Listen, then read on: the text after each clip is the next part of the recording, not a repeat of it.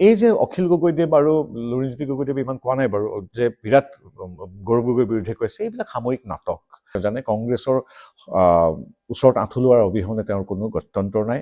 গৌৰৱ গগৈৰ কথা শুনি এনেকুৱা লাগে যেন আচলতে 5খনৰ ভিতৰত 5খনেই কংগ্ৰেছে পাই গ'ল। প্ৰথম কথা হ'ল এই যে পৰাজয়টোৱে সকলোৰে কেইবাটাও চিত্ৰলে আনিছে। প্ৰথম যে অসমবাসী ৰাইজৰ আশীৰ্বাদ আৰু আস্থা বিশ্বাস অসমৰ পৰিপ্ৰেক্ষিতত ডক্টৰ হিমন্ত বিশ্ব শৰ্মা তথা মোদী ডাঙৰ আৰু বিজেপিৰ ওপৰত যাতে এইটো প্ৰতীয়মান হ'ল। আনকি তেওঁলোকৰ হাতত থকা আসনখনো ৰাইজে আশীৰ্বাদ স্বৰূপে আনি আমাক দি দিলেহি। দ্বিতীয় কথাটো হ'ল বিৰোধীৰ যে সমন্বিত শক্তিৰ কোনো কাম নাই, সেই কথাটো আমাৰ ৰাইজে প্ৰতিপন্ন কৰিলে। সি লাগিলে বৰাক উপত্যকাতে হওক, মধ্য অসমতে হওক, আমাৰ জনগোষ্ঠীয় ভূমিপুত্ৰসকল বড়ো ভূমিতে হওক বা উজনি অসমৰ বিহালীতে হওক, সকলো ঠাইতে বা আমাৰ জনগোষ্ঠীয় ৰাজবংশী অধ্যুষিত বঙাইগাঁৱতে হওক, সকলো ঠাইতে প্ৰতীয়মান কৰি যে ৰাইজ, প্ৰতিটো অঞ্চলৰ ৰাইজ বিজেপি মিত্ৰজোঁটৰ অসম গণ পৰিষদ UPPL গণশক্তি বা ৰাভা যৌথ মঞ্চৰ লগত আছে, এই কথাটো প্ৰতীয়মান হ'ল। তৃতীয়তে এই যে অখিল গগৈদেৱ আৰু লুৰিণজ্যোতি গগৈদেৱে ইমান কোৱা নাই বাৰু যে বিৰাট গৌৰৱ গগৈৰ বিৰুদ্ধে কৈছে, এইবিলাক সাময়িক নাটক। অখিল গগৈয়ে যিহেতু দেখিছে যে কংগ্ৰেছৰ সহযোগ অবিহনে তেওঁ MLA হ'ব নোৱাৰে, গতিকে তেওঁ অত্যধিক চিঞৰ বাখৰ কৰি দৃষ্টি আকৰ্ষণ কৰিব বিচাৰিছে। যিদৰে সৰু ল'ৰা ছোৱালীয়ে চিঞৰ বাখৰ কৰিলে চকলেট এটা দি দিয়া হয়, ঠিক সেইদৰে কংগ্ৰেছে তেওঁক চকলেটটো দিব বুলি তেওঁ চিঞৰ বাখৰ কৰি আছে। কাৰণ তেওঁ জানে কংগ্ৰেছৰ ওচৰত আঁঠু লোৱাৰ অবিহনে তেওঁৰ কোনো গত্যন্তৰ নাই। এইবিলাক যে গৌৰৱ গগৈ কিবা অখিল গগৈ লুৰিণজ্যোতি গগৈ হয়তো কিবা কৈছে, মই আপোনাক আজি ৰাজহুৱাভাৱে কৈছোঁ, কেইদিনমানৰ পিছত আকৌ তেওঁলোকে গৈ আত্মসমৰ্পণ কৰিবগৈ। গতিকে এইবিলাক সাময়িকভাৱে মুখলজ্জা ঢাকিবৰ বাবে কিছু উচ্চ স্তৰৰ সংলাপ প্ৰক্ষেপণ কৰিছে যদিও পুনৰ গৈ তেওঁলোকে আত্মসমৰ্পণ কৰিব, সেইটো এটা নিশ্চিত কথা। গতিকে এইবিলাকত ইমান আমি গুৰুত্ব দিব নালাগে।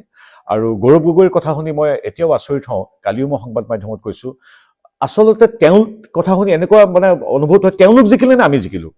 গৌৰৱ গগৈৰ কথা শুনি এনেকুৱা লাগে যেন আচলতে 5খনৰ ভিতৰত 5খনেই কংগ্ৰেছে পাই গ'ল। অখিল গগৈ কালি তেওঁৰ এটা যুক্তিত তেওঁ খণ্ডন কৰি কৈছে যে বিগত সময়ছোৱাত বিজেপিৰ যি 50%তকৈ ওপৰ ভোট আছিল সম্পূৰ্ণ একে থাকিল, ৰঞ্জিত দত্ত দেৱে যিমান পাইছিল সেই একেই ভোট থাকিল। তাৰ বিপৰীতে তেওঁলোকৰ নিজৰ মাজত বিজেপি বিৰোধী ভোট বুলি তেওঁলোকে কয়, কিন্তু আমি কওঁ যে এইটো সাম্ভাব্য বিজেপিৰ ভোট, সেই ভোট তেওঁলোকৰ মাজত ভাগ বতৰা হ'ল। অৰ্থাৎ আমাৰ প্ৰত্যেকটো সমষ্টিতে আমাৰ ভোটৰ সংখ্যা বৃদ্ধিয়ে হৈছে।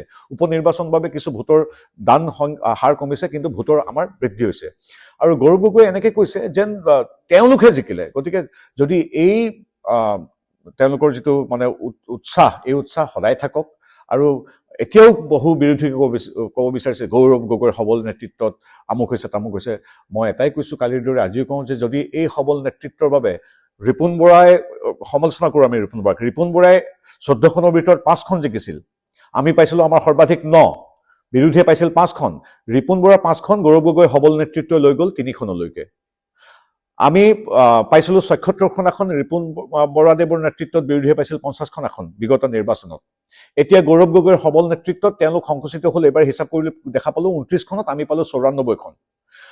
আমাৰ বিৰোধী দলে বৰ্তমান আমি পাইছিলোঁ বিগত নিৰ্বাচনত এই উপ নিৰ্বাচন হোৱা ঠাইত 4-1, অৰ্থাৎ এখন বিৰোধীৰ 4খন আমাৰ। গৌৰৱ গগৈ সবল নেতৃত্বত তেওঁলোক শূন্যলৈ পৰ্যবেক্ষিত হ'ল আৰু আমি পালোঁ 5খন। গতিকে গৌৰৱ গগৈৰ যদি সবল নেতৃত্বই এনেধৰণে 50ৰ পৰা 29, 5ৰ পৰা 3, এতিয়া 0 ইত্যাদি যদি দিয়ে, গতিকে গৌৰৱ গগৈৰ সবল নেতৃত্ব থাকক। গতিকে আমাৰ তেওঁলোক শুভেচ্ছা আছে। কাৰণ অসমৰ মানুহে কাৰো শ্ৰুতলিপিত কাম নকৰে। ৰাইজ সদায় আমাৰ দৰে সাধাৰণ ৰাজনৈতিক কৰ্মীতকৈ 100 যোজন ওপৰত আছে। গতিকে ৰাইজে সিদ্ধান্ত লয়, ৰাইজে আশীৰ্বাদ দিয়ে। গতিকে গৌৰৱ গগৈহঁতে সেইটো কথাটো মনত ৰাখিলে ভাল। আৰু এইখিনি যিখিনি সংলাপ প্ৰক্ষেপণ মুখলজ্জা ঢাকিবৰ কাৰণে তেওঁলোকে কৰিছে। কংগ্ৰেছে এতিয়া চিডলি সমষ্টিত কিমান পাইছে? 5,000 নে 6,000 ভোট পাইছে। এই কথাটো গৌৰৱ গগৈয়ে উল্লেখ নকৰে কিয়?